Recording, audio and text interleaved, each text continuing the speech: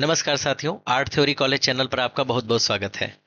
तो आज हम भारतीय राज्य व्यवस्था की तीसरी क्लास को पढ़ने जा रहे हैं। तो तीसरी क्लास में हम पढ़ेंगे जो हमारा तीसरा चैप्टर है भारतीय संविधान के भाग, इसको हम समझेंगे और किस भाग में किस विषय को रखा गया है और उनसे जुड़े हुए अनुच्छेद कौन से हैं, इनको हम समझने की कोशिश करेंगे। देखिए, ये भाग क्या है, ये जो भाग है ये है क्या। देखिए, जो हमारा संविधान है ये बहुत बड़ा दस्तावेज है। ये बहुत बड़ा दस्तावेज है, यानी बहुत बड़ा क्षेत्र है इसका। तो समझने के लिए आसानी हो, जब इसके आधार पर अलग अलग हिस्सों में इसको बांट दिया गया है। इसको अलग अलग हिस्सों में बांट दिया गया है जिससे समझने में आसानी हो। अब इनको बांटा किस आधार पर गया है, तो इनको विषय के आधार पर बांटा गया है कि कौन से विषय इधर रहेंगे, कौन से इधर दूसरे भाग में रहेंगे। इस प्रकार से इनको बांट दिया गया है, चैप्टर के आधार पर आप कह सकते हो। तो इन्हें ही संविधान के भाग कहा गया है। ठीक है, तो आज हम समझेंगे किस भाग में किस विषय को रखा गया है और उससे संबंधित कौन कौन से अनुच्छेद हैं जिसमें उनकी बात की गई है। तो चलिए समय न गंवाते हुए सीधे क्लास पे पहुंचते हैं और हम याद करना शुरू करते हैं। देखिए, इसमें बहुत ज्यादा डिटेल में जाने की जरूरत नहीं है, वो आगे एक एक चीज करके आएगी। जैसे मान लीजिए किसी भाग में पंचायत है तो पंचायत हमको आगे पढ़ना है, किसी में मूल अधिकार है तो मूल अधिकार हमको आगे चैप्टर में ही पढ़ना होगा। नागरिकता है, इसका भी चैप्टर है। नीति निर्देशक तत्व है, ये भी चैप्टर आएगा। तो इस प्रकार से हमको अभी इसमें बहुत ज्यादा डिटेल में नहीं जानना है, सिर्फ हमको ध्यान रखना है कि किस भाग में कौन सा विषय है और उससे जुड़े हुए कौन कौन से अनुच्छेद हैं। बस ये तीन चीजें, सिर्फ इतना ही याद करेंगे और आगे बढ़ जाएंगे, क्योंकि यहां से प्रश्न सिर्फ यही पूछा जाता है कि भारतीय संविधान के किस भाग में राज्य की बात की गई है, द स्टेट्स की बात की गई है। तो आपको आना चाहिए कि ये 6 नंबर जो है, 6 नंबर भाग, उसमें बात किया गया है। तो इतना ही इस चैप्टर से हमको याद करना है। तो चलिए शुरू करते हैं। तो ऊपर हम लिख लिए हैं एक तरफ भाग और फिर विषय उससे जुड़ा हुआ और उससे संबंधित अनुच्छेद सामने। तो जो पहला भाग है उसको हम अब समझने जा रहे हैं। तो पहला भाग कौन सा है दोस्तों? पहला जो हमारा भाग है वो कौन सा है? तो पहला भाग है संघ और उसका राज्य क्षेत्र। भाग हम यहां केवल लिखेंगे और ये जो विषय है इसका ज्यादा बड़ा नाम होगा तो यहां से लिखना शुरू करेंगे। तो पहला भाग जो है उसका विषय कौन सा है? एक सेकेंड। तो ये है संघ और उसका राज्य क्षेत्र। संघ और उसका राज्य क्षेत्र। संघ और उसका राज्य क्षेत्र। और इससे संबंधित अनुच्छेद कौन कौन से हैं? तो इससे संबंधित अनुच्छेद हैं अनुच्छेद 1 से 4 तक। अनुच्छेद 1 से 4 तक इससे संबंधित अनुच्छेद हैं। तो इस संघ और राज्य क्षेत्र का मतलब क्या हुआ, बहुत थोड़ा थोड़ा सा समझते हुए चलेंगे। तो संघ और राज्य क्षेत्र का मतलब हुआ कि भारत क्या है, भारत का नाम क्या है और उसकी सीमाएं क्या हैं, उसका जो राज्यों का निर्माण है वो कैसे है, राज्यों का विलय कैसे है, विभाजन कैसे है, इन सब चीजों को बताया गया है इस पहले भाग में। इस पहले भाग में यही सब बताया गया है। सरल भाषा में समझे तो भारत कैसी राजनीतिक इकाई है और भौगोलिक बनावट कैसी होगी, इसकी बात की गई है। जो दूसरा भाग है साथियों, उसमें बात किया गया है नागरिकता की। ठीक है, क्या बात किया गया है? नागरिकता की बात की गई है। इससे जुड़े हुए अनुच्छेद कौन से हैं? तो नागरिकता से जुड़े हुए अनुच्छेद हैं अनुच्छेद 1 से 4 हो गया, 5 से 11 तक। देखिए, आप क्रम याद करेंगे तो आपको बहुत आसानी होगी। 1 से 4, अब 4 तक हो गया तो आगे 5 से 11 तक। तो आपको पहला वाला याद होता रहेगा, अगर पीछे का याद हो, इसी क्रम में याद करेंगे। नागरिकता का मतलब क्या हुआ? देखिए, भारत जो भारत का नागरिक है, तो कौन भारत का नागरिक बन सकता है? संविधान लागू होने के समय किसे नागरिक माना जाएगा? या सरल भाषा में कह सकते हैं कि नागरिक कौन है, इसकी परिभाषा के बारे में बात की गई है इस दूसरे भाग में। ये नागरिकता चैप्टर भी आगे आएगा, उसमें हम डिटेल से पढ़ेंगे कि कैसे नागरिकता भारत की मिल सकती है, इन सब चीजों को। तो अभी ध्यान रखना है, नागरिकता से जुड़े हुए अनुच्छेद कौन से हैं? अनुच्छेद 5 से 11 तक। और भाग कौन सा है? दूसरा। तो चलिए तीसरे पे पहुंचते हैं। जो तीसरा भाग है वो कौन सा है? मूल अधिकार।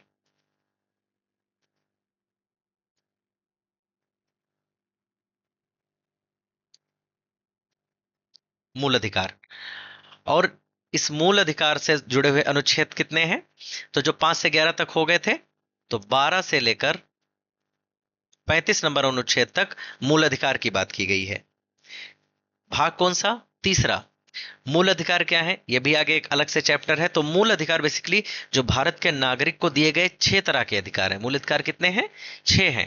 कौन कौन से?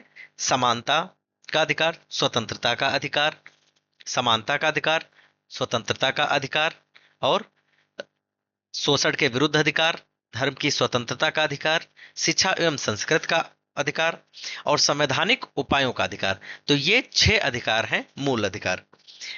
तो ये आगे डिटेल में हम लोग पढ़ेंगे। तो अभी इतना ध्यान रखना है कि जो तीसरा वाला भाग है हमारे संविधान का, उसमें मूल अधिकार की बात की गई है, जो जिससे संबंधित अनुच्छेद है अनुच्छेद 12 से 35 तक। चौथा भाग कौन सा है?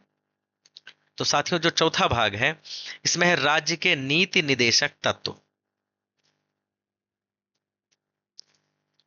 राज्य के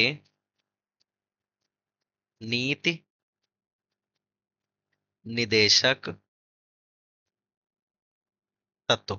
देखिए ये सब चीजें क्या हैं, इनकी परिभाषा के रूप में हमने आपको कल की क्लास में, जो दूसरी क्लास थी, इसमें अच्छे से समझा दिया था एक एक चीज कि ये नीति निर्देशक तत्व क्या थे, मूल अधिकार क्या थे, जब हमने संविधान के स्रोत आपको कल बताए कि कहाँ से क्या लिया गया है, तब मैंने समझा दिया ये क्या है। अगर आपने नहीं पढ़ा है तो आप पीछे की क्लास देख सकते हो, उससे आपको बहुत ज्यादा नॉलेज मिलेगा और बहुत इंपॉर्टेंट क्लास है वो। तो राज्य के नीति निर्देशक तत्वों की बात कितने से कितने अनुच्छेद तक की गई है? तो ये जो नीति निर्देशक तत्व है ये 35 तक हो गया, 36 से 51 तक। देखिए सब क्रम से ही है, अगर आप ठीक से याद करेंगे तो आपको क्रमानुसार सब कुछ याद हो जाएगा। अब जो राज्य के नीति निर्देशक तत्व थे, अब एक चीज यहां पर ध्यान देने वाली ये है कि जब संविधान बना तब ये सब बांट दिया गया, 1 2 3 4 5 6 7 8 9 10 करते हुए 22 भाग हैं मुख्यतः। तो ये भाग बांट दिए गए, लेकिन समय के साथ जब चीजों में बदलाव हुआ, धीरे धीरे करके बदलाव हुआ, अधिकार दे दिया गया मूल संविधान में, फिर धीरे धीरे इसमें सुधार जब होना शुरू हुआ, संशोधन हुआ, अलग से जरूरत महसूस हुई कि लोगों को अधिकार तो दे दिया है, अब इनके कुछ कर्तव्य भी होने चाहिए। तो ये जब जोड़े गए, तो इसको जब जोड़ा गया बीच में, तो चूंकि सबके नंबर बढ़ चुके थे, भाग सारे बढ़ चुके थे, अब बीच में अगर कोई चीज जोड़ेंगे हम तो सीरियल पूरा गड़बड़ हो जाएगा, जो पूरा सीरियल है वो खराब हो जाएगा। इसलिए ये सीरियल ना खराब हो, इसके लिए इन्हीं में खंड जोड़ दिया गया, आगे छोटा छोटा खंड जोड़ दिया गया। तो उसी लिए आगे ये जो चौथा भाग है, इसमें बाद में जो चीजें जोड़ी गई, इनको भाग 4 का कर दिया गया, ऐसे का खा खंड बना दिए गए हैं। तो जब 4 का या आगे करके 9 का ऐसे जोड़ेंगे तो इसमें कंफ्यूज नहीं होना है। ये चीजें बाद में जोड़ी गई, इसलिए इनको छोटे खंड साथ में लगा के पढ़ते हैं हम लोग, जिससे आगे का सीरियल नहीं खराब हो। क्योंकि अगर अभी उदाहरण के तौर पे बताते हैं, चौथे में क्या हुआ, राज्य के नीति निर्देशक तत्व 36 से 51 तक, और इसी के 4 में ही एक का खंड है जिसमें क्या जोड़ा गया, मूल कर्तव्य। मूल कर्तव्य कब कहां से कहां तक? तो मूल कर्तव्य साथियों जो हमारे हैं वो हैं 51 का, चूंकि 51 हो चुका था तो 51 का,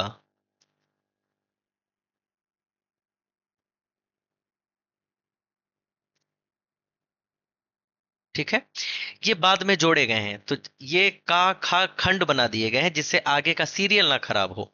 क्योंकि अगर बाद में अलग से नंबर जोड़ दिया जाता कि इसको चलो 5 नंबर कर दो, तो 5 वाला बदल जाता, 5 वाला बदल जाता, वो 6 हो जाता, 6 वाला 7 हो जाता, तो बहुत बड़ी दिक्कत हो जाती, पूरी पुरानी नंबरिंग बदल जाती, संविधान के सभी अनुच्छेद बदल जाते, क्योंकि 51 के बाद 52 दूसरे को दिया जा चुका है शुरुआत में, और अगर आप बीच में लाए हो उसको 52 दे दिए तो 52 वाला 53 हो गया।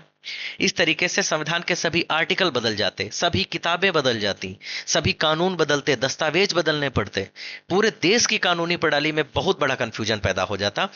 इसलिए वही किया गया जो संविधान में हमेशा करते हैं, यानी उसी का एक छोटा खंड बनाकर जोड़ दिया गया। जैसे 4 में ही 4 का बना दिया और 51 का आगे का बना दिया। इससे क्या हुआ, 4 में ही सिमट गया, 5 वाला फिर फ्रेश स्टार्ट हो गया जो पहले था। इसलिए ये छोटे छोटे खंड के रूप में आगे जोड़ा गया है। ठीक है साथियों, मुझे लगता है अब आगे आपको इस प्रकार का कंफ्यूजन नहीं होगा। जैसे ये जो चौथा है, जो मूल संविधान में नहीं था, इसको बाद में जोड़ा गया था, ये चार का। तो चलिए अब आगे हम 5 नंबर को समझेंगे कि पांचवें भाग में क्या था। पांचवें भाग में संघ की बात की गई है, इसको लिख लेते हैं। पांचवें में किसकी बात की गई है? पांचवें में संघ की बात की गई है।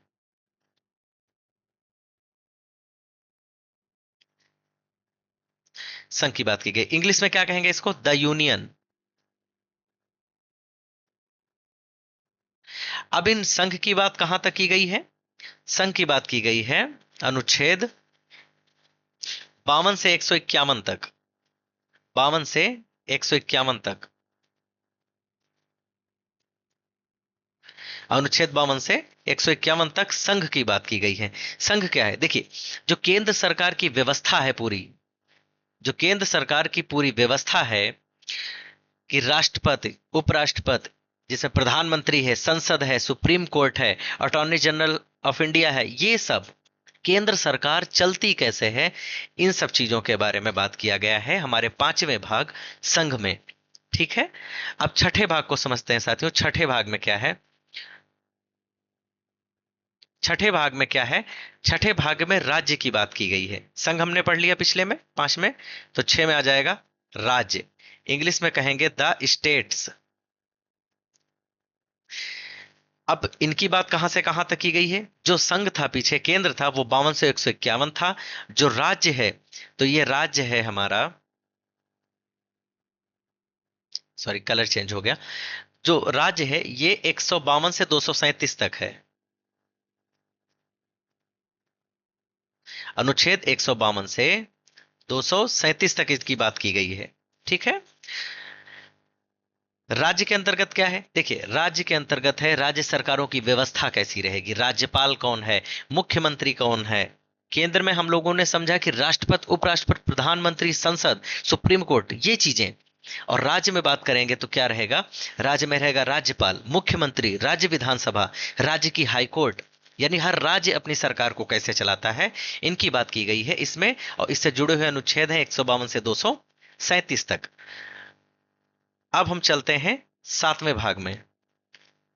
और 7वें भाग में किसकी बात की गई है? 7वें भाग में बात की गई है हमारी पहली अनुसूची के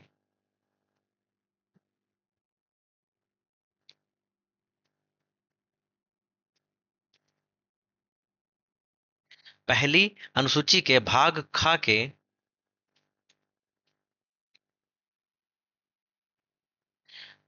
के राज्य संविधान,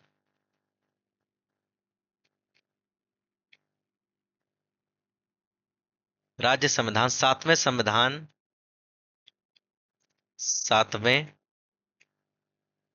संविधान संशोधन अधिनियम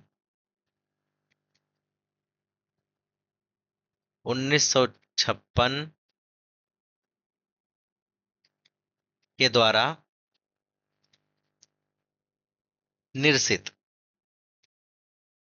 तो जो ये 7वां भाग है साथियों, इसमें क्या है? पहली अनुसूची के भाग खा के राज्य संविधान, 7वें संविधान संशोधन अधिनियम 1956 के द्वारा निरसित।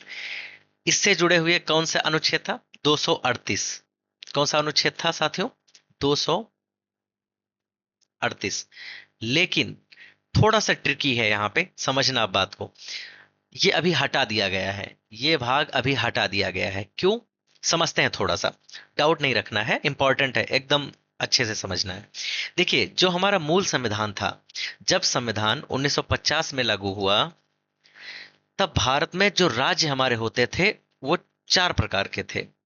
4 प्रकार के, ए, बी, सी और डी। तो इनमें जो बी वाले राज्य थे, भाग खा वाले, बी का मतलब खा वाले जो भाग थे, का, खा, गा, खा, जो ये बी वाले थे, खा वाले भाग, जैसे जो पहले रियासतें थी, ये वे राज्य थे, ये खा वाले वे राज्य थे जो पहले रियासतें होती थी, जैसे हैदराबाद, भोपाल, जयपुर, त्रावणकोर, इनकी। तो इनके लिए विशेष प्रावधान था। रियासतों को राज्य में बदलने के नियम थे, उनके प्रशासन की व्यवस्था थी, वहां के पद कौन से होंगे, वो वैधानिक संस्थाएं कौन सी होंगी, शासन से जुड़े हुए विशेष उपबंध थे, ये सब का इसमें जिक्र किया गया था। ठीक है, पहली अनुसूची के भाग बी से संबंधित राज्यों के बारे में पूरी जानकारी थी इस 7वें वाले भाग में। लेकिन हुआ क्या, वर्ष 1956 में, जब वर्ष 1956 थी, इसमें राज्यों का पुनर्गठन हुआ। राज्यों का पुनर्गठन हुआ। पुनर्गठन का मतलब राज्यों को दोबारा गठन करना, दोबारा बनाना। कह सकते हो कि ये भारत के इतिहास में सबसे बड़ा राज्य पुनर्गठन था। तो इसमें क्या हुआ, जो ये पार्ट ए बी सी और ये वाला जो जो हिसाब किताब था पूरे 4 भाग वाला, इसको ही खत्म कर दिया गया। इन चारों को ही खत्म कर दिया गया, ये सिस्टम ही खत्म कर दिया गया, और इनकी जगह पर भाषा के आधार पर नए राज्य बनाए गए। ये सब रियासत वाला ये सब खत्म हो गया, भाषा के आधार पर नए राज्य बनाए गए, नए राज्य का गठन हो गया। तो अब ये बी पार्ट की उपयोगिता ही खत्म हो गई, इसका यूज ही खत्म हो गया। तो इसलिए ये जो 7वां भाग था, इसका उपयोग ही खत्म हो गया। तो इसलिए इसे अब संविधान से हटा दिया गया है, और अनुच्छेद इससे जुड़ा हुआ जो 38 था, इसको भी खत्म कर दिया गया है, यानी निरसित हो गया है। इसलिए यह किताब में आपको निरसित लिखा हुआ मिलता है। समझ गए आप? अब अगर आपको डाउट है तो एक एक सिंपल सी साधारण सी भाषा में आपको पूरा इसका निष्कर्ष बता देते हैं। जो संविधान के भाग 7 में रियासतों वाले राज्यों के खास नियम थे, तो जब 1956 में पूरे भारत के राज्यों का ढांचा बदला गया, भाषा के आधार पर नए राज्यों का गठन किया गया, तो ये बी वाले भाग सब खत्म हो गए, इनका पूरा सिस्टम ही खत्म हो गया। तो जब ये सिस्टम हट गया, तो इससे जुड़े भाग और इनके बारे में पढ़ने का कोई मतलब ही नहीं बनता है, और इससे जुड़े अनुच्छेद का भी कोई मतलब नहीं बनता है, क्योंकि पूरा सिस्टम भाषा के आधार पर नए राज्य बन गए। तो ये स्पेशल जो प्रावधान थे ये सब हट गए, इसका कोई यूज ही नहीं बचा, वो चीज ही खत्म हो गई। इसलिए 7वां भाग निरसित हो गया, इससे जुड़ा अनुच्छेद भी निरसित हो गया। क्लियर है सभी को साथियों? तो चलिए अब हम भाग 8 पर पहुंचते हैं। तो जो 8वां भाग है, इसमें बात की गई है केंद्र शासित प्रदेश की। किसकी बात की गई है? केंद्र शासित प्रदेश की बात की गई है। जितने भी हमारे द यूनियन टेरिटरीज हैं उनकी बात की गई है। इनसे जुड़े हुए अनुच्छेद कौन से हैं? तो इनसे जुड़े देखिए, 238 पीछे हमने भी बताया निरसित हो गया, क्योंकि 7वां भाग ही हट गया, तो इसलिए 239 आ जाएगा। 239 से लेके 242 तक बात की गई है केंद्र शासित प्रदेश की। ये केंद्र शासित प्रदेश क्या है? देखिए, भारत के जो केंद्र शासित प्रदेश हैं, जैसे दिल्ली है, पुडुचेरी है, चंडीगढ़ है, इनमें प्रशासन कैसे चलेगा, इनमें प्रशासन कैसे रहेगा, केंद्र द्वारा चलाए जाने वाले प्रदेशों का प्रशासन की बात की गई है इस भाग में। तो ये कौन सा भाग है? 8वां भाग है साथियों। 9 नंबर जो भाग है उसमें किसकी बात की गई है? 9वें भाग में बात की गई है पंचायतें की, पंचायत की। पंचायतें इंग्लिश में क्या कहते हैं? इंग्लिश में भी इनको पंचायत ही कहते हैं। तो पंचायत से जुड़े हुए कौन कौन से अनुच्छेद हैं? तो इसमें हो गया 242 तक, तो पंचायत हो जाएगा 243 के, 243 से लेके 243 के अड़ा तक। अब ये क्यों हुआ? क्योंकि 9 में भी अलग अलग आगे छोटे छोटे भाग हैं, इसलिए अनुच्छेद भी खंड खंड में बट गए हैं। ठीक है, 242 तक था केंद्र शासित प्रदेश, और 243 से लेकर 243 के अड़ा तक हो गया पंचायतें। अब पंचायतें क्या है? देखिए, जो ग्राम पंचायत है, पंचायत समितियां क्या है, जिला परिषद क्या है, अर्थात जो स्थानीय स्वशासन की ग्रामीण व्यवस्था है उनकी बात की गई है। कह सकते हो आसान भाषा में, गांव की सरकार के बारे में बात की गई है। गांव को चलाने के लिए जो सरकार है, पंचायत है, उसके बारे में बात की गई है 243 से 243 के ही अड़ा भाग तक। ठीक है, अब इसी 9 का ही भाग जो है कौन सा, एक और भाग है इसी में 9 का 2 भाग और हैं। तो का में क्या जोड़ा गया? आगे नगर पालिकाएं जोड़ी गई इसी में। जब पंचायतों की बात की गई, आगे समय के बाद नगर पालिकाएं जोड़ दी गई इसी में। ये अलग भाग नहीं है, इसी भाग में आगे जोड़ा गया, इसलिए इसका खंड हो गया। और ये क्यों खंड बनाया गया? जिससे बाकी आगे का सीरियल ना खराब हो, इसलिए ये हम बता चुके हैं आपको। तो नगर पालिकाओं की बात की गई, इंग्लिश में क्या कहते हैं? म्युनिसिपैलिटीज। ठीक है, म्युनिसिपैलिटीज बोला जाता है। इससे जुड़ा हुआ अनुच्छेद कौन सा है? इससे जुड़ा हुआ अनुच्छेद है, देखिए 43 ही रहेगा, क्योंकि पंचायत 43 में था। बदल जाएगा, इसलिए इसके खंड खंड हो जाएंगे। तो 243 में ही 243 के ता से लेकर 243 या और छा, यहां तक बात की गई। 243 के ता से लेकर 243 के या और छा तक। ठीक है, इसमें नगर पालिकाओं की बात की गई है। नगर पालिका का क्या मतलब है? देखिए, ये गांव की सरकार के बारे में बात कर रहे थे। ये है शहरी क्षेत्र से जो जुड़े हुए नगर पालिकाएं हैं। नगर निगम हो गया, नगर पालिकाओं की व्यवस्था कैसी रहेगी, या कह सकते हो शहरों की जो सरकार रहेगी, इसके बारे में बात की गई है इसमें। तो ये नौ का ही का खंड में है ये। और इसी नौ का एक और खंड बना आगे, खा। इसमें क्या था? सहकारी समितियां, यानी कोऑपरेटिव सोसाइटीज। लिख लेते हैं इसको भी,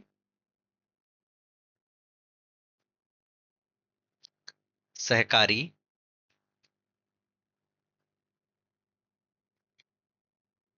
समितियां। ठीक है, द कोऑपरेटिव सोसाइटीज। अब ये कहां से कहां तक है? या से छा तक हो गया था इसी में। ध्यान रखेंगे आर्टिकल 43 ही रहेगा, क्योंकि ये सब आगे जोड़ा गया। तो आर्टिकल नहीं बदल सकते आप, तो इनमें खंड खंड कर दिए गए अलग अलग। तो ये है 243 के 243 के या और जा से लेकर 243 के या और ना तक। ठीक है, यहां तक। तो ध्यान रखेंगे ये तीनों नवे भाग का ही है। ये मेन नौ हो गया, मेन मुख्य वाला। और इसी में दो खंड जोड़े गए, जिसमें पहले खंड में नगर पालिका, दूसरे में सहकारी समितियां। ध्यान रखेंगे, ठीक है। तो अब ये सहकारी समितियां क्या है? सहकारी समितियां का मतलब है इनका गठन, इनके प्रबंधन के नियम, और ये जो कोऑपरेटिव सोसाइटीज हैं, ये चलेंगी कैसे, इन सब के बारे में बात किया गया है इसमें। चलिए नेक्स्ट पे चलते हैं। 10 नंबर,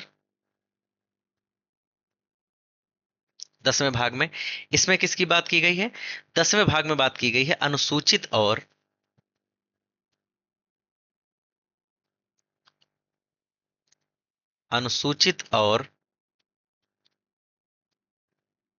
जनजातीय क्षेत्र। अनुसूचित और जनजातीय क्षेत्र, इनसे जुड़े हुए अनुच्छेद कौन से हैं? तो देखिए, हम लोगों ने 243 तक कंप्लीट कर लिया था। ध्यान रखिए, ये मुख्य था 243, जहां से शुरू हुआ था पंचायत। बाकी सब बाद में ऐड हुआ, तो उसी के खंड देखिए 243, 243, 243, 243। क्योंकि इस 9 के बाद में मुख्य संविधान में 10 नंबर था, और 10 के लिए 243 के बाद 244 अनुच्छेद आ जाएगा। तो 244 से 244 के का तक, जब थोड़ा थोड़ा आगे बदलाव किया जाता है, तो उसको एक अनुच्छेद का खंड बनाकर जोड़ दिया जाता है। तो ये अनुसूचित और जनजातीय क्षेत्र की बात क्या? देखिए, जो जनजातीय क्षेत्र हैं, इनमें प्रबंधन कैसे रहेगा, इनमें प्रशासन कैसे चलेगा, इसमें कुछ विशेष प्रावधान क्या है, कुछ विशेष अधिकार क्या हैं, आदिवासी क्षेत्रों के लिए विशेष नियम क्या रहेंगे, इन सब की चर्चा की गई है। तो ये हमारे संविधान के भाग 10वें में आता है, उनसे जुड़ा अनुच्छेद 244 से लेके 244 का। ठीक है, ये 10 भाग हो गए। अब हम 11वें भाग को समझेंगे कि साथियों 11वां भाग क्या है। 11वें भाग में बात किया गया है संघ और राज्यों के मध्य संबंध की बात की गई है। संघ और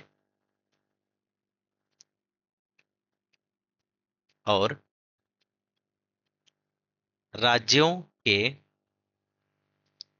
बीच संबंध। ये कितने अनुच्छेद से इसमें बात की गई है? 244 हो गया था, 245 आ जाएगा। कहां तक? 263 तक। पीछे का आप सीरियल याद रखेंगे तो आपको ज्यादा परेशानी नहीं होगी, एक तरफ का ही याद करना होगा कहां तक। तो 11वें भाग में बात किया गया है संघ और राज्यों के बीच संबंध की बात। इसका मतलब क्या हुआ? तो साथियों, इनका मतलब हुआ कि कानून बनाने की शक्ति कैसे बांटी है। कानून जब बनेगा तो उसकी शक्ति कैसे दोनों में बांटी गई है। केंद्र और राज्य के बीच संबंध कैसा रहेगा, क्या किस चीज का रहेगा, वित्त का है, अधिकार का है, या प्रशासन का है, ये सब चीजें। या अगर आसान भाषा में बात करें तो केंद्र और राज्य के कामों का बंटवारा है इसमें।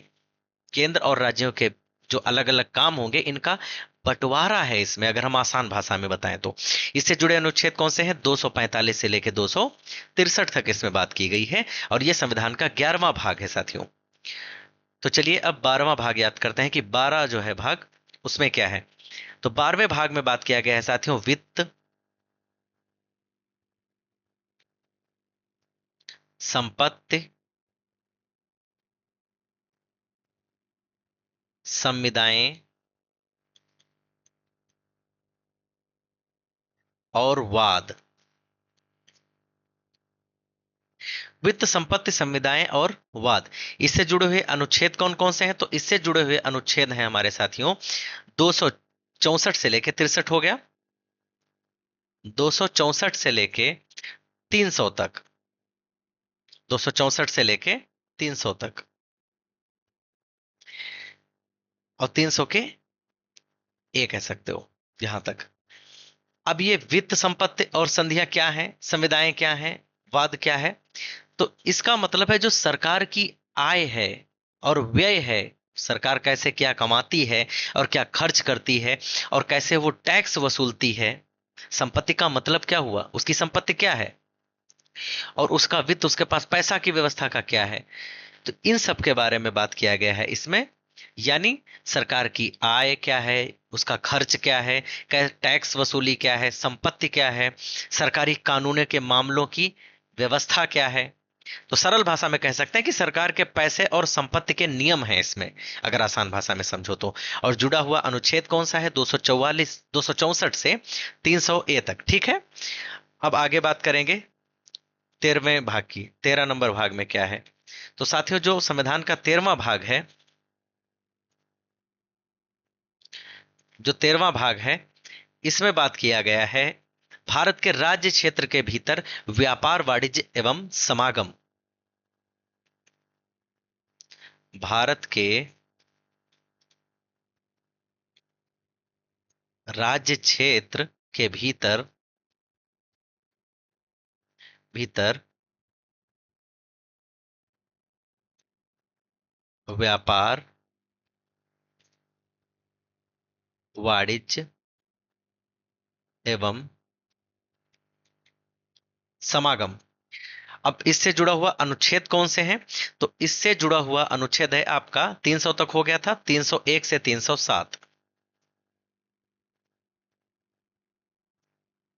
ठीक है, 301 से 307 तक इसमें बात किया गया है। अब इसका अर्थ क्या हुआ, ये कल हम समझा चुके हैं आपको, अगर आप क्लास नहीं देखे हैं तो वापस से देख लीजिएगा। इसका अर्थ है जो भारत के अंदर व्यापार और व्यवसाय करने की आजादी है, आप किसी भी राज्य में जाके अपना व्यवसाय कर सकते हैं, आना जाना कर सकते हैं, इनके बारे में बात की गई है। यानी सरल भाषा में क्या हुआ, देश के अंदर व्यापार करने के नियमों की बात की गई है, और इससे जुड़ा हुआ अनुच्छेद है 301 से 307। और ये हमारे संविधान का कौन सा भाग है साथियों? 13वां भाग है। नेक्स्ट 14 नंबर भाग में क्या बात किया गया है? तो साथियों 14 नंबर भाग में बात किया गया है संघ और राज्यों के अधीन सेवाएं।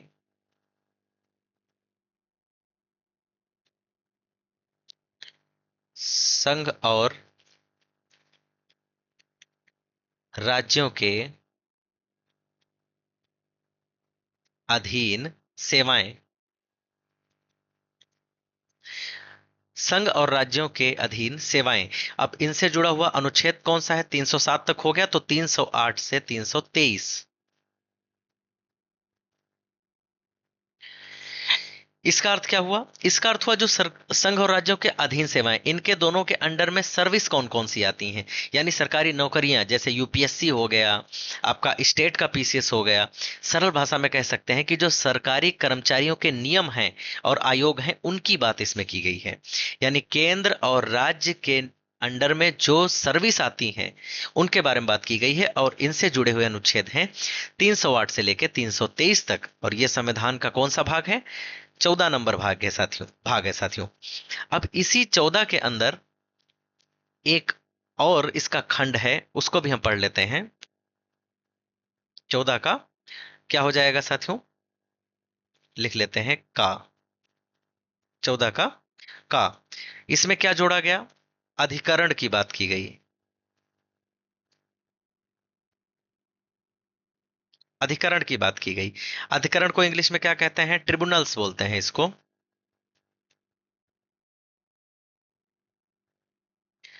इससे जुड़ा हुआ अनुच्छेद कौन सा हो जाएगा, तो अधिकरण देखिए, जब 308 से 323 बढ़ चुका था तो स्वाभाविक सी बात है कि 14 के बाद मूल संविधान में 15 नंबर आ गया था जिसमें 324 होगा।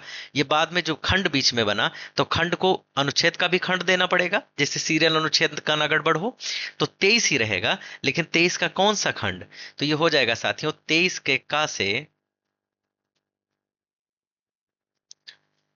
323 का खा। ठीक है, ये हो जाएगा। अधिकरण में क्या है, अधिकरण का मतलब है कुछ विशेष जो विषय हैं, जो विशेष विषय हैं उनके लिए न्यायाधिकरण है, उनकी बात किया गया है। कहने का मतलब है कि जो कुछ खास मामले हैं उनको सुनने वाली विशेष अदालतों की व्यवस्था की गई है, विशेष अदालत बनी गई है जो उन विशेष विषयों को देखेंगी, उनका फैसला लेंगी, इनकी बात की गई है। ठीक है, ये भी इसी में जोड़ा गया है। चलिए साथियों, अब हम 15 नंबर भाग पे पहुंचते हैं। 15वां भाग कौन सा है, तो जो 15 नंबर है इसमें बात किया गया है निर्वाचन की। बहुत महत्वपूर्ण है साथियों। निर्वाचन का मतलब इंग्लिश में कहते हैं इलेक्शंस। ठीक है, अभी इस निर्वाचन से जुड़ा हुआ अनुच्छेद कौन सा है, निर्वाचन से जुड़ा हुआ अनुच्छेद कौन सा है, 323 तक हो चुका था, 324 से 329 का। ठीक है, 324 से 329 तक इसमें बात की गई है। अब इस निर्वाचन का क्या मतलब है, इसमें क्या क्या पढ़ा जाएगा। निर्वाचन में हो गया चुनाव आयोग, चुनाव कराने की प्रक्रिया क्या रहेगी, चुनाव के नियम क्या रहेंगे। कहने का अर्थ है कि देश में चुनाव कैसे होंगे, इनकी बात की गई है इसमें। और इससे जुड़े हुए अनुच्छेद कौन से हैं, 324 से 329 का तक। अब ये संविधान का कौन सा भाग है साथियों, 15 नंबर भाग है। 16 नंबर पढ़ेंगे भाग कौन सा है, 16 नंबर में है कुछ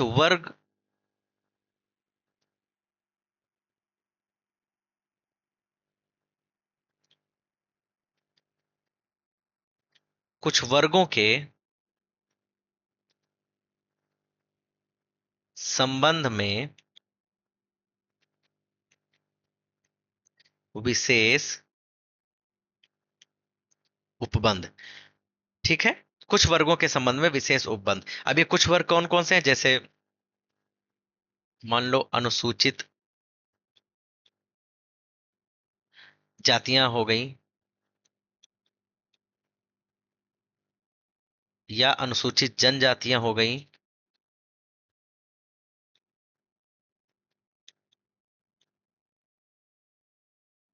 या पिछड़े वर्गों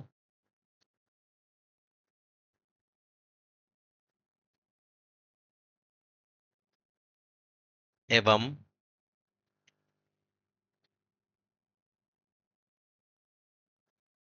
आंग्ल भारतीयों के संबंध में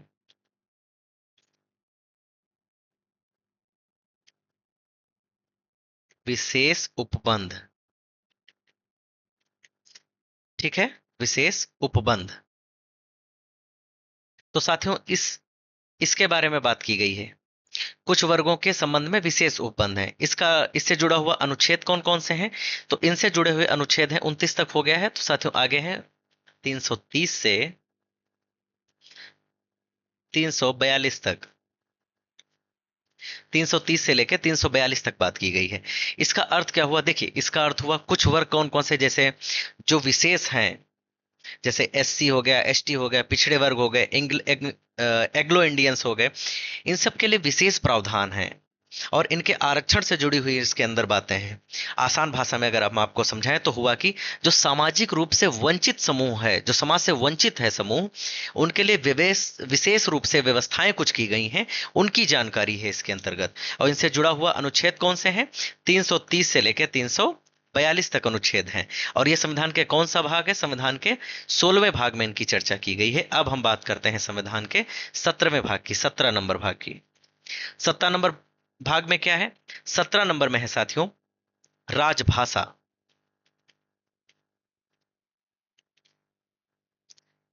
राजभाषा, ठीक है। इंग्लिश में क्या कहेंगे? ऑफिशियल लैंग्वेज, ठीक है। जो ऑफिशियल लैंग्वेज है हमारी, उसकी बात की गई है इसमें। ये कितने से कितने अनुच्छेद तक है? 342 तक इसमें हो गया, तो 343 से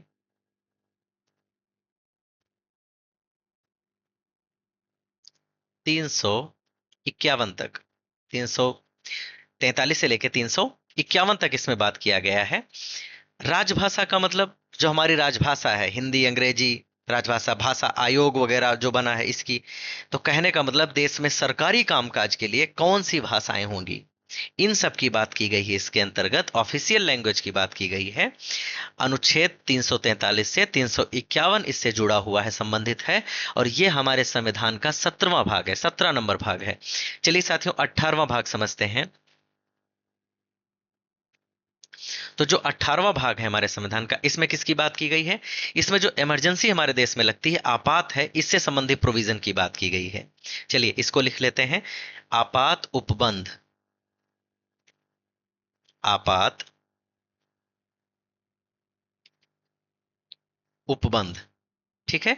इससे जुड़ा हुआ आर्टिकल कौन सा हो जाएगा, अनुच्छेद कौन सा हो जाएगा? 351 तक हो चुका था, 352 से लेके 360। बहुत ज्यादा महत्वपूर्ण है साथियों ये आपात उपबंध। पूछा जाता है इमरजेंसी का कि कौन से भाग में है? 18वें भाग में है। कितने अनुच्छेद से लेके कितने अनुच्छेद तक? 352 से 360। एकदम दिमाग में रखना है, भूलना नहीं है। इमरजेंसी की, इसको इंग्लिश में क्या कहते हैं? Emergency provision.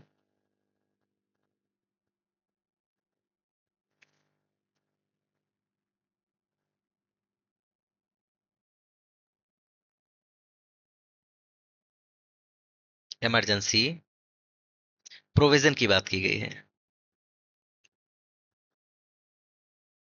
ठीक है।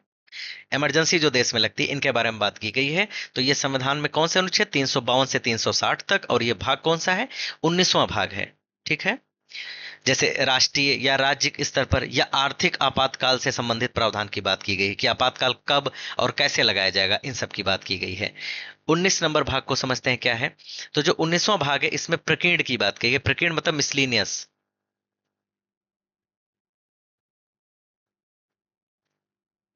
प्रकीर्ण की बात की गई है, मिसलिनियस विषयों की बात की गई है। कहने का मतलब ऐसी बातें, इनका मतलब है मिसलिनियस, ऐसी बातें जो कहीं भी फिट नहीं बैठ रही हैं। यानी ना तो जैसे राष्ट्रपति है, राज्यपाल के अधिकार हैं, प्रतिरक्षा है, छोटे छोटे अन्य महत्वपूर्ण नियम। इसको हिंदी में लिख सकते हो, प्रकीर्ण का अर्थ अगर नहीं समझ में आ रहा है तो। अन्य छोटे छोटे महत्वपूर्ण नियम,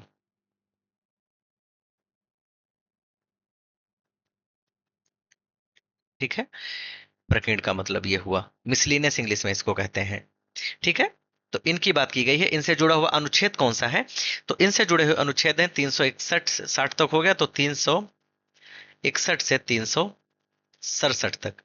देखिए आपको क्रम नहीं भूलना है, ये क्रम नहीं भूलोगे और ये क्रम नहीं भूलोगे तो कुछ भी याद नहीं करना पड़ेगा, इसी सीरियल से आगे बढ़ाते हुए चले जाओगे, ठीक है। अब 20वां चलते ही समझते हैं 20वां भाग कौन सा है संविधान का। 20वां भाग ये बहुत महत्वपूर्ण है, ये भी। इसमें संविधान के संशोधन की बात की गई है। संविधान का संशोधन, यानी इंग्लिश में क्या कहते हैं? Amendment of constitution. इससे जुड़ा हुआ अनुच्छेद कौन सा है? 368, 67 तक हो गया तो 368। संविधान संशोधन की बात किसमें की गई है? अनुच्छेद 368। बहुत ज्यादा महत्वपूर्ण है, अनुच्छेद भी बहुत ज्यादा महत्वपूर्ण है। संविधान संशोधन से जुड़ा हुआ अनुच्छेद 368। और संविधान का कौन सा भाग? 20वां भाग साथियों, इनकी बात की गई है। संविधान में जो परिवर्तन किया जाएगा, बदलाव किया जाएगा, उसके बारे में पूरा जिक्र किया गया है इसमें। अब 21वां भाग समझते हैं साथियों क्या होगा। जो 21वां भाग है संविधान का हमारे, उसमें बात किया गया है अस्थाई, अस्थाई संक्रमणकालीन और विशेष उपबंध। अस्थाई, संक्रमणकालीन और विशेष उपबंध,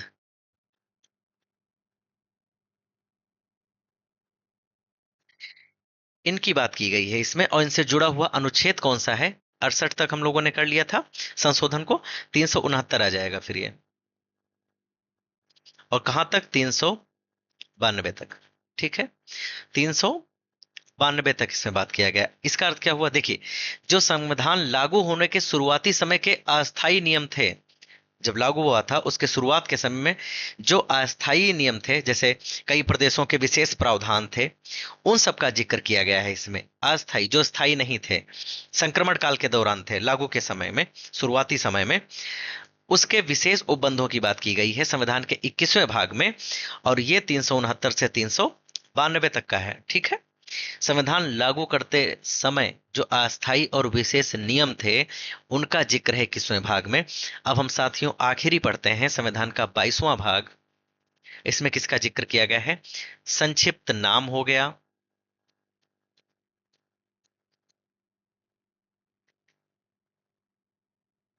प्रारंभ हो गया,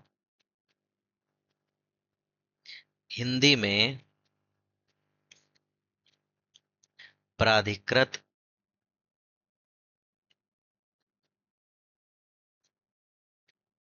पाठ और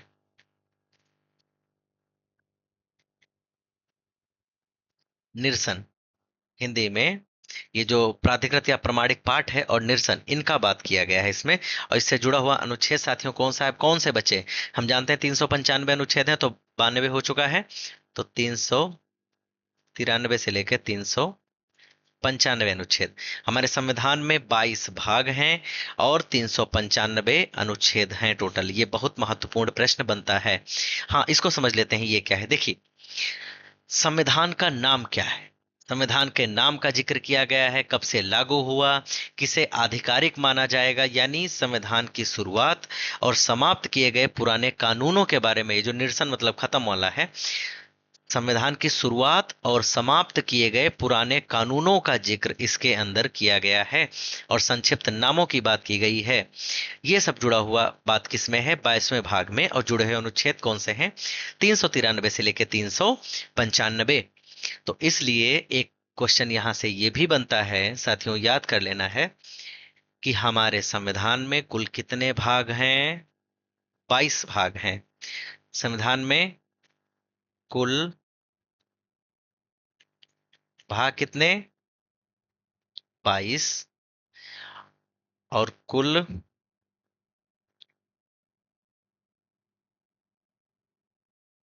अनुच्छेद कितने हैं? 395। ठीक है,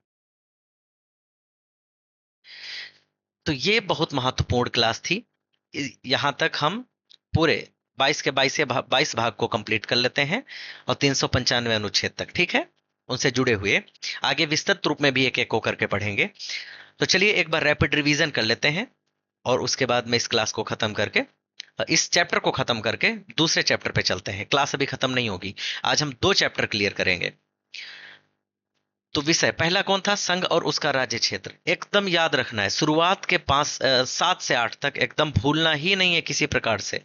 शुरुआत के 8-9 तक भूलना ही नहीं है, एक एक का सीरियल आपकी जुबान पे होना चाहिए। पहला, ये भी बहुत महत्वपूर्ण है, पहला बहुत महत्वपूर्ण है, याद रखना है एकदम से। पहले में किसकी बात की गई? संघ और उसका राज्य क्षेत्र, अनुच्छेद 101 से 4 तक इसमें बात की गई है।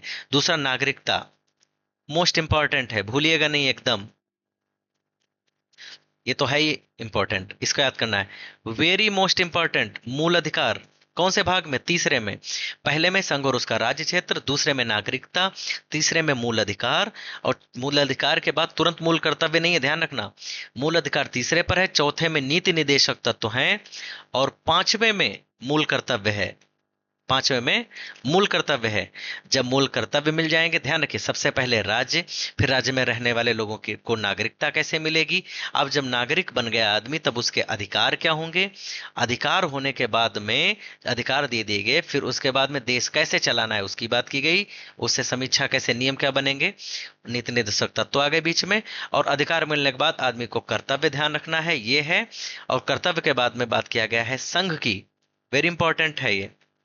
शुरुआत के हमने बताया 7 8 आपको भूलने ही नहीं है। उसके बाद में स्टेट की बात किसमें की गई है, 6 नंबर में स्टेट है। तो साथियों क्या क्या हुआ, पहले में, अब याद, आंख बंद करके एक बार याद करेंगे, पहले में क्या था, संघ और उसका राज्य क्षेत्र। दूसरे में नागरिकता मिली, नागरिकता मिल गई, तो फिर तीसरे में अधिकार मिला। अधिकार जब मिल गया, तब फिर जो स्टेट की पॉलिसी बनाई जाएंगी, नीति निर्देशक तत्व तो बीच में आ गए। ये ध्यान रखना है, अधिकार के बाद तुरंत कर्तव्य नहीं आएगा, क्योंकि नीति निर्देशक तत्व थे आगे, और उसी के चौथे के ही खंड में जोड़ा गया था फिर मूल कर्तव्य आ गए। मूल कर्तव्य के बाद केंद्र यानी यूनियन आ गया, संघ, और उसके बाद में संघ के बाद में आ गया राज्य। तो ऐसे 6 हो गए। सातवां सातवां भाग हटा दिया गया, हमने बताया, जो जब राज्यों का पुनर्गठन हुआ तो ये हट गया। फिर 8वें पे इसको याद करने की जरूरत नहीं है। अगर पूछे कौन सा भाग हटा दिया गया है, तो 7वां हटा दिया गया है। 8वें में केंद्र शासित प्रदेश की बात है, और 9वें में पंचायत है। ठीक है, फिर नगर पालिका है 9 में ही, और सहकारी समितियां, ये तीनों 9 में ही है। 10वें में अनुसूचित और जनजातीय क्षेत्र हैं। 11 में संघ और राज्यों के बीच संबंध कैसा होगा। 12 में वित्त संपत्ति है। 13 में राज्य के भीतर व्यापार कर सकते हो हर जगह, इसकी बात की गई है। और 14 में संघ और राज्यों की अधीन सेवाओं की, सर्विस की बात की गई इसमें। और उसी का जो का खंड है, उसमें अधिकरण की बात की गई है, ट्रिब्यूनल की बात की गई है। 15 में निर्वाचन है, वेरी मोस्ट इंपॉर्टेंट, निर्वाचन नहीं भूलना है, इलेक्शन की बात की गई 324 में। और 16 में कुछ जो विशेष वर्ग हैं, जो समाज से बिछड़े हुए, उनकी बात की गई है, उनके बारे में विशेष नियमों की बात की गई है, विशेष उपबंध, कुछ वर्गों के विशेष उपबंध की बात की गई है 16 नंबर में, निर्वाचन के बाद में। 17 में राजभाषा है हमारी। और 18 में आपात है, very very very most important, emergency भूलना नहीं है। और 19वें में है प्रकीर्ण, ये बहुत ज्यादा महत्वपूर्ण नहीं है। 20वां संविधान संशोधन, बहुत महत्वपूर्ण, ठीक है, याद करना है। और 21वें में क्या है, 21वें में है अस्थायी संक्रमणकालीन विशेष उपबंध। और 22वें में है संक्षिप्त नाम प्रारंभ, हिंदी प्राधिकृत पाठ और निरसन। इसको भी दिमाग में रखिएगा, लेकिन ये उतना महत्वपूर्ण नहीं है। तो इस तरीके से ये जो इसमें से 10 11 है, 22 में से, उनको जरूर याद रखना है। ठीक है, आपात हो गया, संविधान संशोधन हो गया, और ठीक है, इसमें देख सकते हो आप, ये बहुत महत्वपूर्ण नहीं है। और ये केंद्र शासित प्रदेश हो गया, पंचायत हो गया, नगर पालिका हो गया, ये याद रखना है। और उसके बाद में पीछे क्या था, राज्य हो गया, और राज्य के पहले वाले तो सारे याद ही करने हैं, नागरिकता, मूल अधिकार, नीति निर्देशक तत्व, मूल कर्तव्य और संघ। इनका सीरियल याद रखोगे तो अनुच्छेद उनसे जुड़े हुए आपको याद करने में आसानी रहेगी। ठीक है, ये भी प्रश्न बनता है कि बताइए हमारे संविधान में मूल अधिकार की बात कितने अनुच्छेद से कितने अनुच्छेद तक की गई है। तो ऑप्शन दे दिया गया आपको, 12 से 35, 12 से 40, 36 से 51, या 12 से 51, ऐसे करके दे देगा। तो ये आपको आना चाहिए, एक सीरियल याद कर लो, और इधर का सीरियल याद कर लो। फिर 4 आ गया तो 5 से 11, 11 तक हो गया था तो 12 से 35, 35 हो गया था तो 36 से 51, ऐसे याद कर लेना। ठीक है, तो इसी के साथ ये चैप्टर खत्म होता है साथियों, और अब हम शुरू करने जा रहे हैं नया चैप्टर, जिसका नाम है भारतीय संविधान में अनुसूचियां। ठीक है, जो शेड्यूल हैं उनकी बात की जाएगी आगे। तो चलिए उस क्लास को शुरू करते हैं अभी। तो साथियों, अब हम पढ़ने जा रहे हैं चौथा चैप्टर, यानी फोर्थ चैप्टर। वो क्या है, भारतीय संविधान में अनुसूचियां, schedules in the Indian constitution. पीछे हमने पढ़ा था भारतीय संविधान के भाग, और अब पढ़ने जा रहे हैं भारतीय संविधान में अनुसूचियां। यहां से प्रश्न बहुत ज्यादा बनता है, और ये बहुत ज्यादा महत्वपूर्ण है। ठीक है, ये बहुत ही ज्यादा महत्वपूर्ण है, एकदम ध्यान रखना है। और पूछा क्या जाता है, बहुत ज्यादा इंपॉर्टेंट है, पूछा ये जाता है इसमें से कि किस अनुसूची में किस चीज की बात की गई है। देखिए साथियों, एक फैक्ट आप याद रखिए, एक फैक्ट आप याद रखिए जो बहुत महत्वपूर्ण है, फिर उसके बाद में हम समझते हैं। बस एक सेकंड। हाँ जी, तो देखिए, जो हमारा भारतीय संविधान है, इसमें जब जब मूल संविधान बना था, जो मूल संविधान था, एक सेकंड,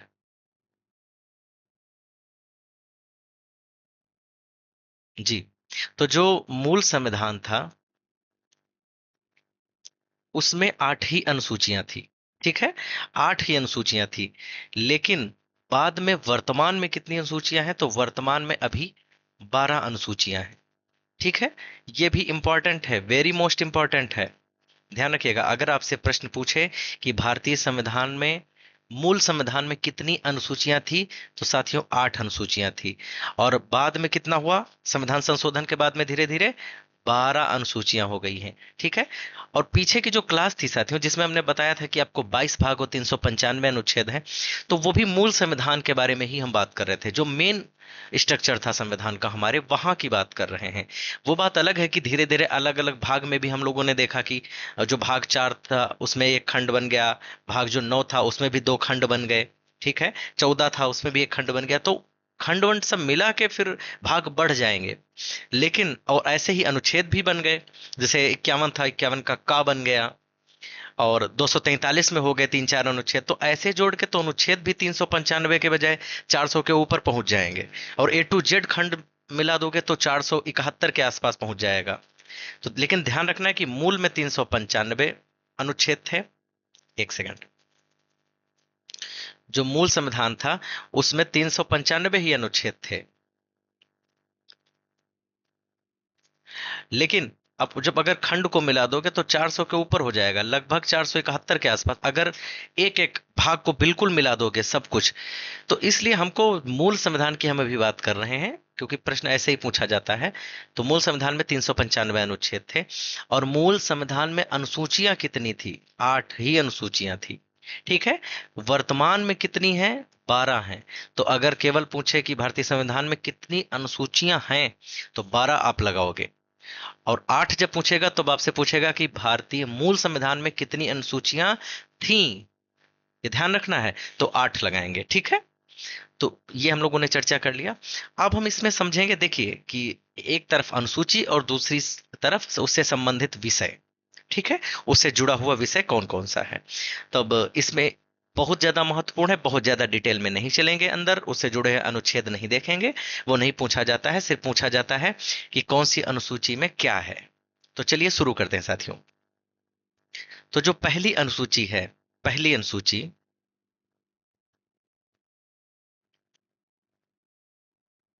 सबसे पहले आप हेडिंग डाल दीजिए इसमें, अनुसूची और विषय। एक तरफ लिख लीजिए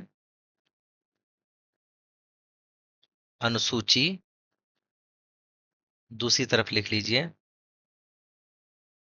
विषय। ठीक है, अब हम लिखेंगे पहली अनुसूची।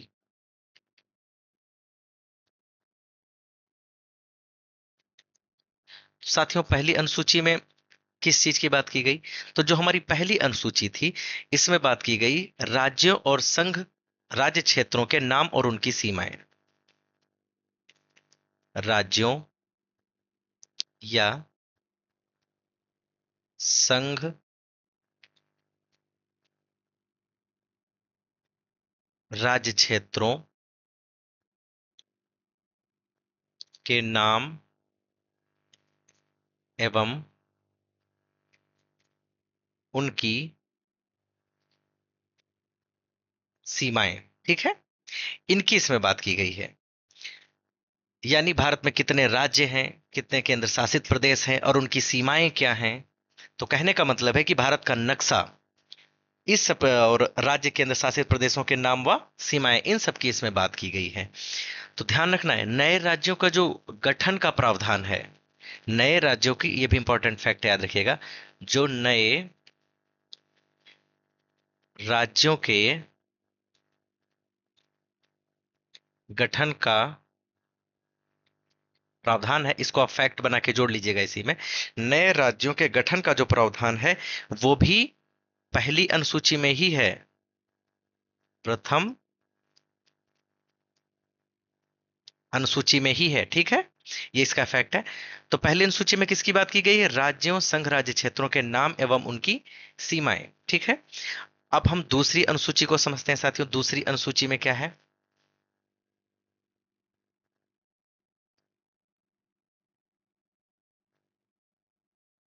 एक मिनट साथियों। जी, तो दूसरी अनुसूची,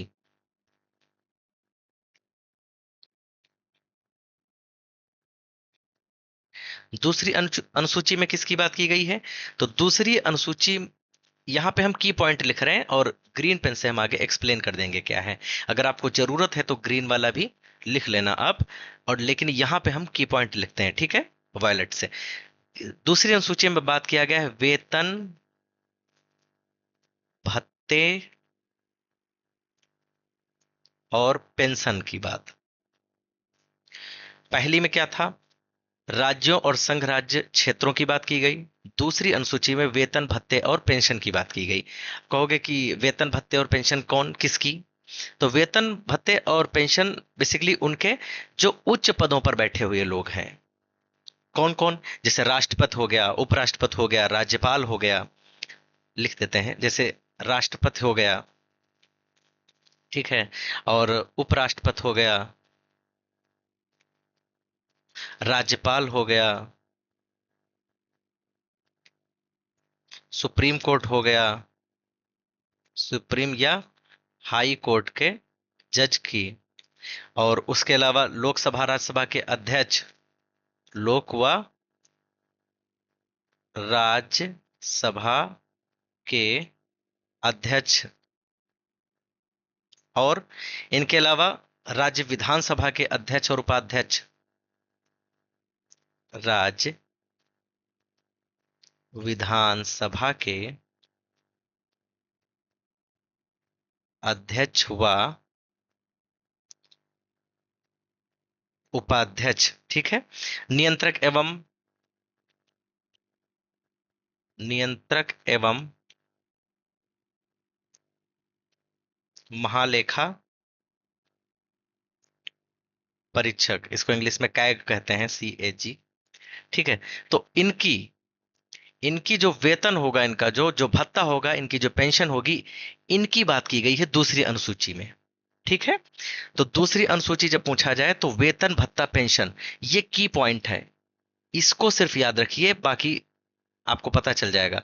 जैसे मान लीजिए प्रश्न बनता है कि राष्ट्रपति के वेतन और भत्ता और पेंशन की बात किस सूची में की गई है, तो जैसे ही वेतन, भत्ता, पेंशन शब्द आएगा, आप दूसरी सूची लगा दोगे। अब वो राष्ट्रपति है, उपराष्ट्रपति है, राज्यपाल है, सुप्रीम कोर्ट है, इसको पूरा जोड़ के रटने की जरूरत नहीं है। ध्यान रखेंगे जब भी वेतन, भत्ता, पेंशन पूछे तो दूसरी अनुसूची की बात करेंगे, ठीक है। नेक्स्ट हम बात कर रहे हैं तीसरी अनुसूची की।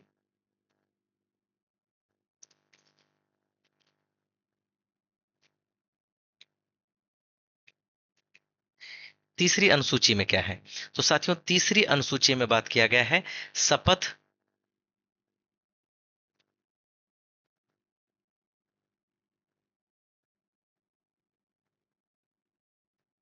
और शपथ या प्रतीक या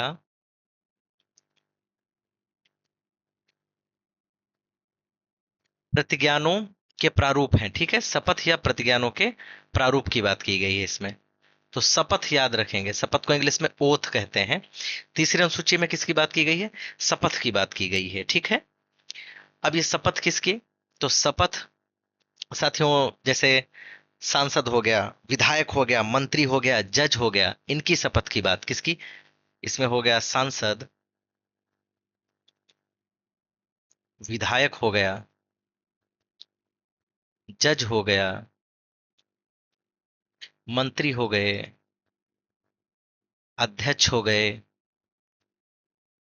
या उपाध्यक्ष हो गए। ये जो शपथ लेते हैं, इन सब के बारे में बात किया गया है तीसरी अनुसूची में। चौथी अनुसूची में क्या है?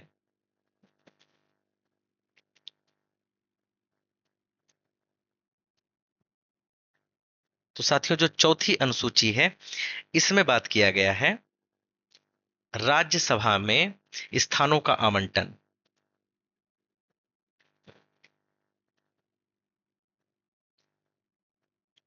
राज्यसभा में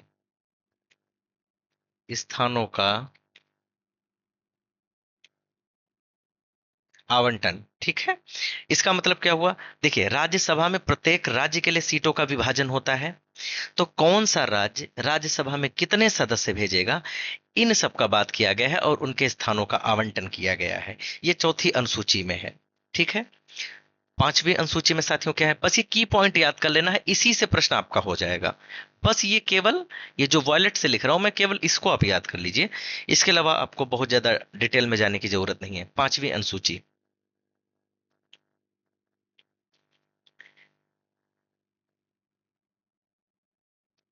आप किसी भी सब्जेक्ट की किसी भी परीक्षा की तैयारी कर रहे हो, वो चाहे एमआरएस हो, या टीजीटी पीजीटी का हो, या जीडीसी हो, असिस्टेंट प्रोफेसर की, असिस्टेंट प्रोफेसर की किसी भी स्टेट की हो जिसमें जीएस आ रही है, पॉलिटी आएगी, तो वो मोर देन इनफ है, जरूरत से अधिक है ये, इसे कम कम ही पूछा जाएगा किसी भी लेवल पर।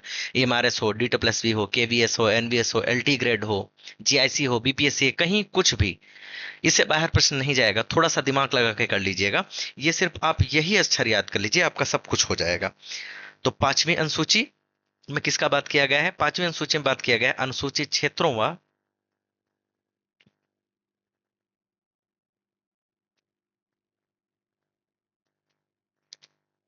अनुसूचित क्षेत्रों व जनजातियों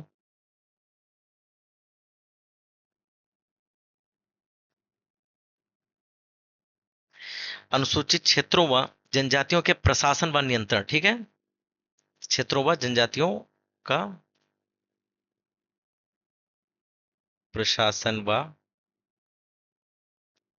नियंत्रण, इनकी बात की गई है, ठीक है। तो इसमें क्या की पॉइंट है? अनुसूचित क्षेत्र के अनुसूचित जाति एवं जनजाति, ठीक है।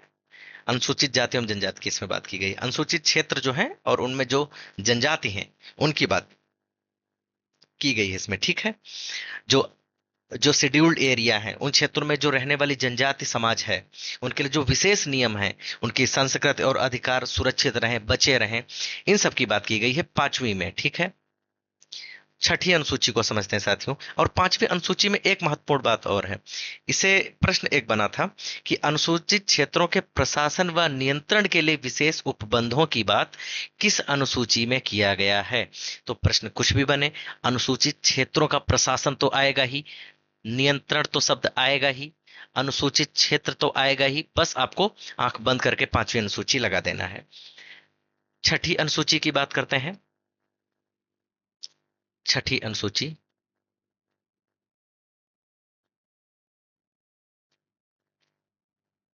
इसमें किसकी बात की गई है? तो जो हमारे संविधान की छठी अनुसूची है, इसमें बात की गई है जो असम, मेघालय, त्रिपुरा, मिजोरम राज्य हैं,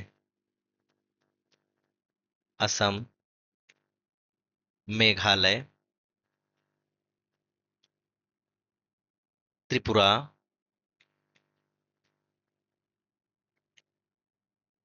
मिजोरम, इनमें जो जनजातीय क्षेत्र हैं, इन राज्यों के, इनके जो क्षेत्र हैं, इनके प्रशासन नियंत्रण की बात है। इनके, बस ये चार का की पॉइंट है, याद रखिएगा, और आगे लिख लीजिएगा इसके आगे, इनके, इन क्षेत्रों के प्रशासन व नियंत्रण, प्रशासन व नियंत्रण की बात की गई है छठी अनुसूची में, ठीक है। जो पांचवी थी उसमें अनुसूचित क्षेत्रों व जनजातियों के प्रशासन, लेकिन ये जो चार राज्य हैं इनके बारे में जब पूछेगा कि असम जनजाति क्षेत्र, या असम के राज्यों के जनजातीय क्षेत्रों का प्रशासन, मेघालय जनजातीय क्षेत्रों के प्रशासन, त्रिपुरा के जो क्षेत्र है, जनजातीय क्षेत्र है, उनका प्रशासन, मिजोरम के जनजातीय क्षेत्रों का प्रशासन, इनके संबंध में जो उपबंध हैं उनकी बात की गई है छठी में। ये चार नाम याद रखना है, असम, मेघालय, त्रिपुरा, मिजोरम अगर लगा हुआ है और अनुसूची पूछ रहा है तो आंख बंद करके छठी अनुसूची। क्लियर है सभी को? जो पूर्वोत्तर वाले क्षेत्र हैं, ठीक है, जो स्वायत्त जिला परिषद वाले से संबंधित नियम हैं, उनकी बात की गई है। यानी जो आदिवासी क्षेत्र है, इनकी अपनी स्थानीय सरकार कैसे काम करेगी, उनका पूरा इसमें जिक्र किया गया है छठी अनुसूची में। सातवीं अनुसूची को याद करते हैं साथियों। सातवीं अनुसूची,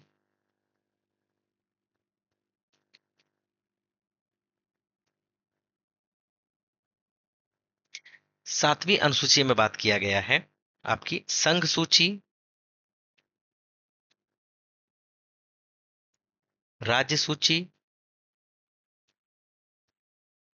समवर्ती सूची,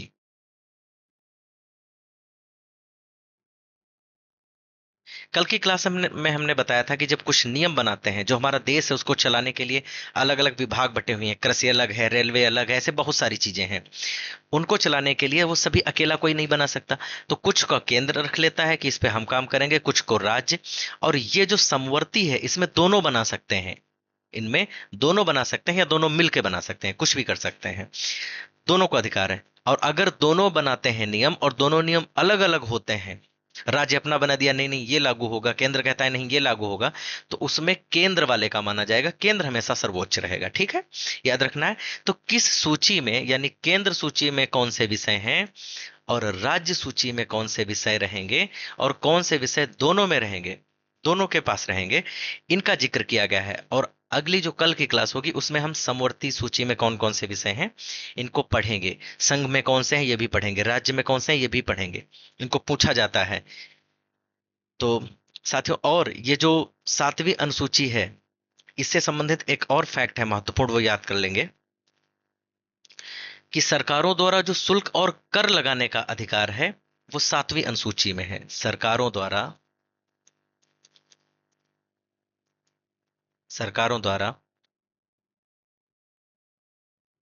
कर व शुल्क लगाने का अधिकार किसमें है? यही सातवीं अनुसूची।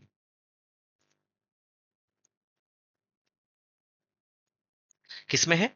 सातवीं अनुसूची में है। ठीक है, यह बहुत महत्वपूर्ण है, याद रखिएगा आप। तो चलिए साथियों, सातवीं अनुसूची को हम लोगों ने पढ़ लिया है, आठवीं अनुसूची समझते हैं क्या है।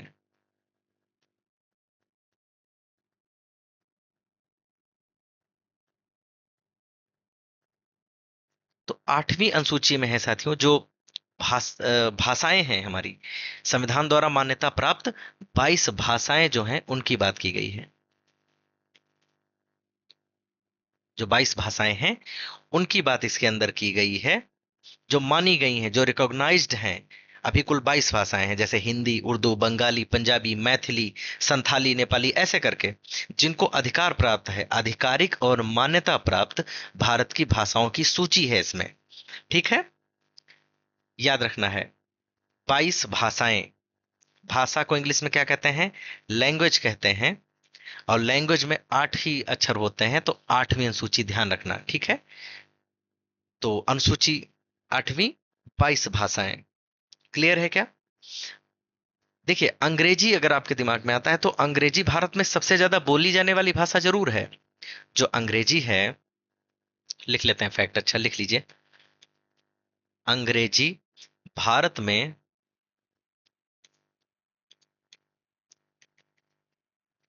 बोले जाने वाली एक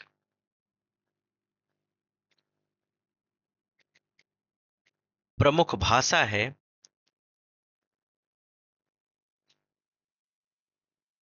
लेकिन इसे संविधान की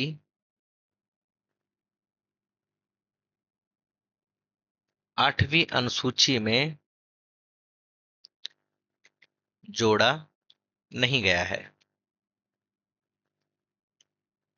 ये याद रखना है, ठीक है, इंपॉर्टेंट जानकारी है। जो अंग्रेजी भाषा है, जो ये साथियों अंग्रेजी भाषा है, इसको जोड़ा नहीं गया है, शामिल नहीं किया गया है इस 8वीं अनुसूची में। बोली जरूर जाती है प्रमुख भाषा के रूप में, लेकिन इसको 8वीं अनुसूची में जोड़ा नहीं गया है। ठीक है साथियों, चलिए 8वीं अनुसूची हो गई। 9वीं अनुसूची को समझते हैं। 9वीं अनुसूची में क्या है?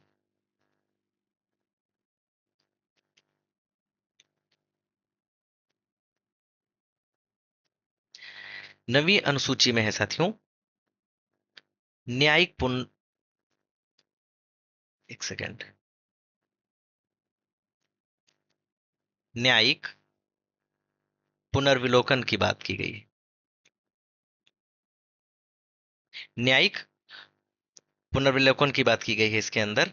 इसका मतलब क्या हुआ? पुनर्विलोकन का मतलब समीक्षा करना, न्यायिक समीक्षा। तो ऐसे जो कानून हैं जिन्हें न्यायिक समीक्षा से बाहर रखा गया है, न्यायिक पुनर्विलोकन की बात कर रहे हैं। तो हालांकि 2007 से सुप्रीम कोर्ट ने कहा है कि जो नवी अनुसूची के कानून भी जांचे जा सकते हैं, उसने कहा है कि इनको जांचा जा सकता है अगर वे मौलिक अधिकार का उल्लंघन करे तो। जब तक वो मौलिक अधिकार का उल्लंघन नहीं करते हैं तब तक नहीं जा सकते। ठीक है। कुछ कानूनों की सुरक्षा ताकि अदालतें उन्हें आसानी से रद्द ना कर सकें, इसलिए अभी सीमित सुरक्षा है उसमें, ये बात की गई है न्यायिक पुनरावलोकन। जैसे इसमें क्या है, इसमें भूमि सुधार व जमींदारी उन्मूलन से संबंधित भी अधिनियम है, नियम है, विनियम है। इनसे बचाने के लिए, न्यायिक पुनरावलोकन से बचाने के लिए इनको इसमें जोड़ा गया है।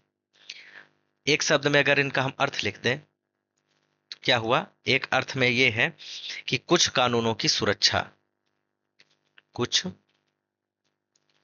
कानूनों की सुरक्षा की बात की गई है। ठीक है, ताकि उन्हें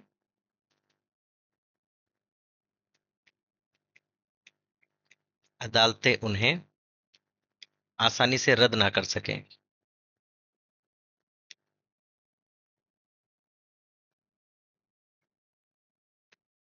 ठीक है, ये ध्यान रखना है आपको, ये शब्द याद रखना है। न्यायिक पुनर्विलोकन की बात किसमें की गई है, नवी अनुसूची में बात की गई है, न से न्यायिक न से नवी अनुसूची। ठीक है, याद रखना है इसको।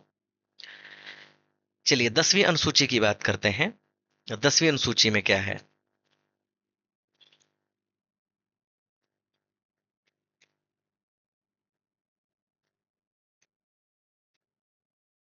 10वीं अनुसूची में क्या है, दल बदल कानून है। ठीक है, दल बदल की कानून है, इसको इंग्लिश में डिफेक्शन बोलते हैं, दल बदल है।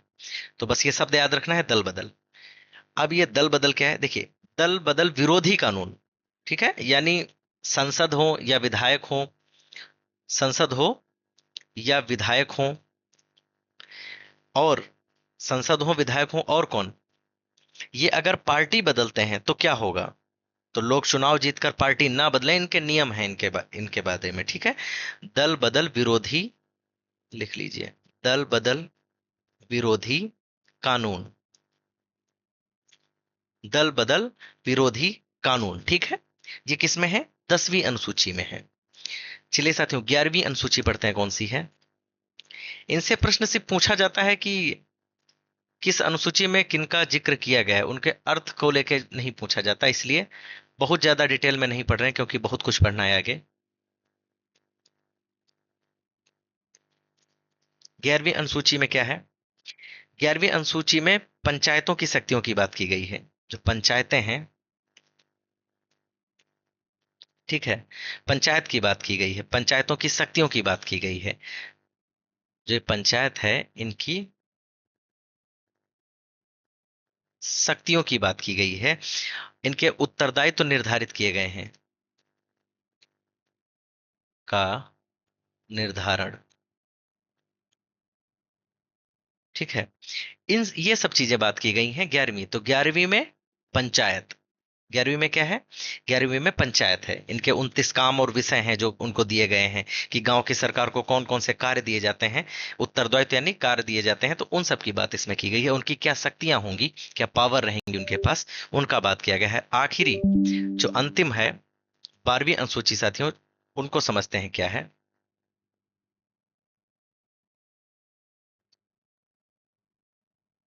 जी, तो 12वीं अनुसूची और आखिरी अनुसूची क्या है, लिख लेते हैं।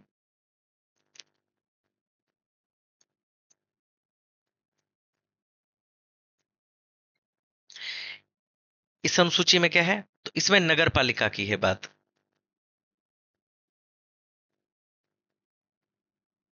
ठीक है, नगर पालिका की बात इसके अंदर की गई कि इसकी शक्तियां क्या रहेंगी और इसके दायित्व क्या रहेंगे।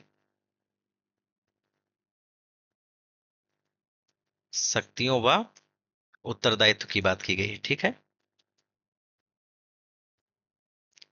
शक्तियों व उत्तरदायित्व की बात की गई है। इसमें जो नगर पालिका को दिए गए हैं 18 काम, लगभग हैं 18 काम और विषय, उनकी बात की गई है कि जो शहर की सरकार है, नगर पालिका, नगर निगम, वो क्या क्या काम करेगी, कैसे करेगी, उन सब चीजों की बात की गई है 12वीं अनुसूची में। क्लियर है, तो ये थी अनुसूची से जुड़ी हुई चीजें। ये जो, और एक चीज और ध्यान रखना है, जो 10वीं अनुसूची थी साथियों, ये इसको 52वें संविधान संशोधन के तहत जोड़ा गया था। इसको किससे जोड़ा गया था, लिख लेते हैं।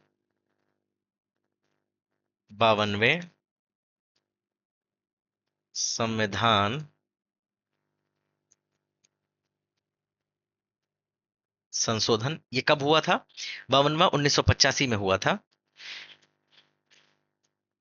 द्वारा जोड़ा गया। ठीक है, ये ध्यान रखेंगे। और जो 91 नंबर संविधान संशोधन था, 91वां, उसके द्वारा इसमें संशोधन किया गया था। ठीक है, और 91 द्वारा इसमें संशोधन किया गया। ठीक है, इसे दल बदल विरोधी कानून भी कहा जाता है। तो वो हमने बता दिया, दल बदल विरोधी कानून कहा जाता है। तो ये थी कुछ मुख्य चीजें जो पूछी जाती हैं बार बार। तो इतनी चीजें हमको ध्यान रखना है। और जो नवी अनुसूची थी, ये वाली, ये भी जोड़ी गई कब? तो ये तो पहले ही संविधान संशोधन में जोड़ दिया गया था, इसको भी लिख लेते हैं। नवी अनुसूची कब जोड़ी गई? प्रथम संविधान संशोधन कब हुआ था? प्रथम संविधान संशोधन कब हुआ था साथियों? 1951 में हुआ था, इसके द्वारा जोड़ा गया था। ठीक है, द्वारा जोड़ा गया, लिख लीजिएगा आप। तो ये थे साथियों कुछ इस चैप्टर के महत्वपूर्ण प्रश्न। अगर रिवीजन करना चाहें तो एक बार में रिवीजन कर लेते हैं फटाफट, रैपिड रिवीजन। पहले कितनी अनुसूची थी? मूल संविधान में 8, अभी कितनी हो गई हैं? 12। पहली में क्या है? एक ही पास लिख लेते हैं साथियों।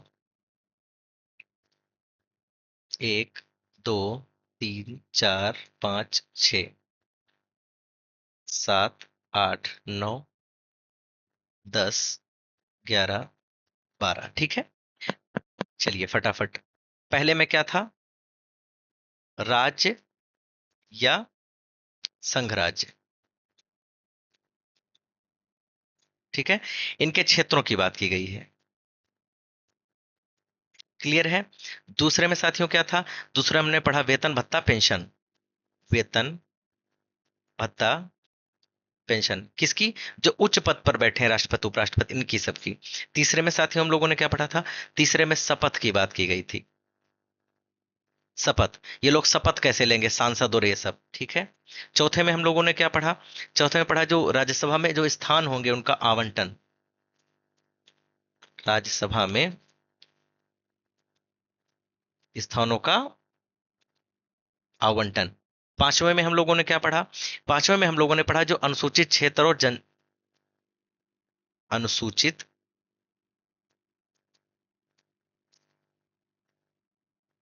क्षेत्र व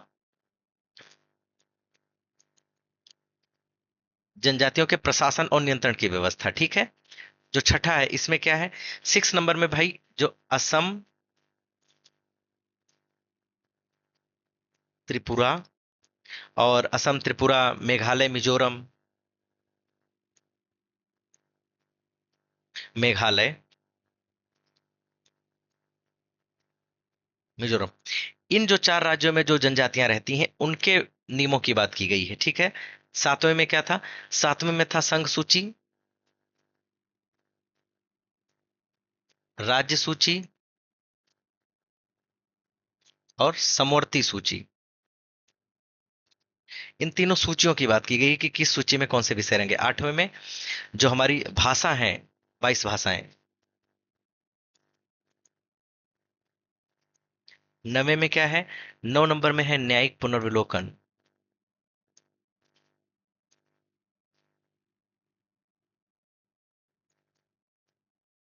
ठीक है, न्यायिक पुनर्विलोकन हो गया। 10 में क्या है? 10 में देखिए एक एक संख्या संख्या चल रही थी, 10 में दो संख्या हो गई, बदल गया ना, तो इसे याद रखेंगे, दल बदल। एक एक नंबर चल रहा था, यहां से 2 नंबर स्टार्ट हो गए, तो दल बदल हो गया, सब बदल गया, दल बदल कानून, विरोधी कानून। 11 में क्या है? 11 में है पंचायत। और 12 में क्या है? नगर पालिका। ठीक है, इनकी शक्तियां और उत्तरदायित्व का निर्वहन। तो ये 12 अनुसूची हमारी हैं जो अभी वर्तमान में है। इनसे जुड़े हुए सारे फैक्ट हम लोगों ने पढ़ लिए हैं। तो ये है, अब आंख बंद करके एक बार और रिवीजन, फटाफट हमारा एक क्वेश्चन तैयार हो जाएगा यहाँ से। पहले में क्या है, राज्य और संघ राज्य के क्षेत्रों की बात की गई है। दूसरे में वेतन भत्ता पेंशन। तीसरे में जो उच्च पद पर बैठे हैं उनकी शपथ की बात की गई है। चौथे में राज्यसभा में स्थानों का आवंटन। पांचवें में अनुसूचित क्षेत्र व जनजाति की बात। छठे में असम त्रिपुरा मेघालय मिजोरम की जो जनजातियां हैं उनके बारे में बात। सातवें में सूची है, ठीक है, सातवें में सूचियां हैं, संघ राज्य और समवर्ती। आठवें में लैंग्वेज, लैंग्वेज में 8 अक्षर हैं, आठवें में 22 भाषाएं हैं।